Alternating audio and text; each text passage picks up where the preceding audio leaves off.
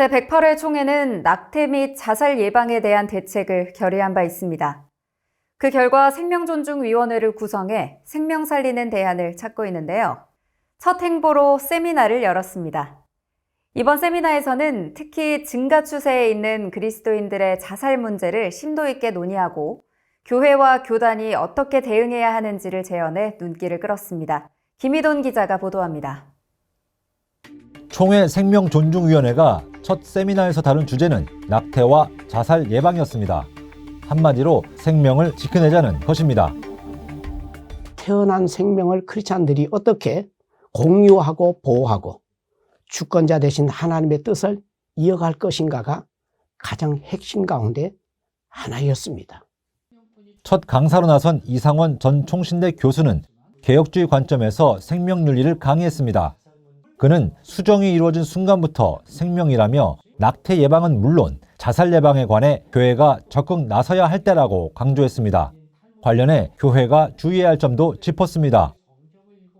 신앙 고백이 분명한 신자의 경우에 자살했다고 해서 그 사람이 한 신앙 고백이 취소가 되고 무효가 되어서 말하자면 지옥 간다는 그런 얘기는 하면 안 된다는 겁니다. 실천신학자 조성돈 교수는 교회 현장의 현실이 매우 심각한 상황이라고 분석합니다. 자살 관련 지표를 볼 때 그리스도인들도 크게 다르지 않기 때문입니다. 한 해에 보통 한 13,000명 정도가 자살로 인해서 돌아가십니다. 하루에도 35명 정도가 자살을 하고 있다, 이렇게 볼 수가 있습니다. 그리스도인이라고 해서 그렇게 다르진 않습니다. 실제적으로 설문조사를 해보면 어른들 같은 경우는 한 20% 정도가 지난 1년 동안 자살을 생각한 적이 있다, 이렇게 대답을 하고 있고요.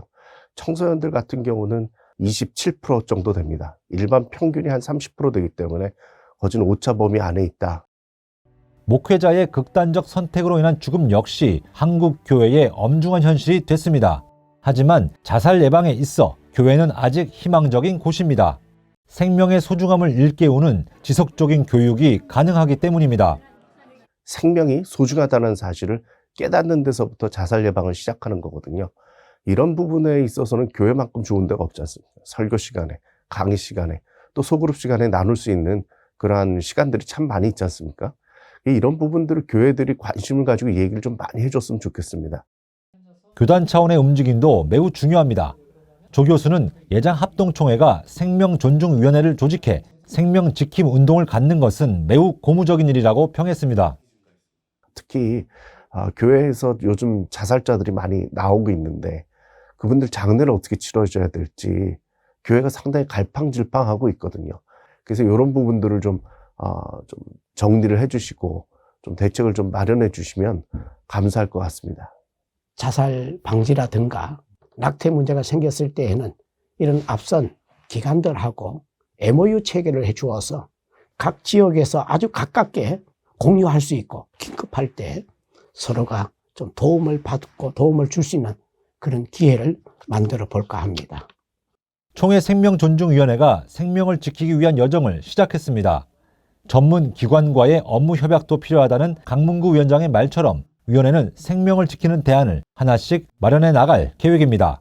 CTV 뉴스 김희돈입니다.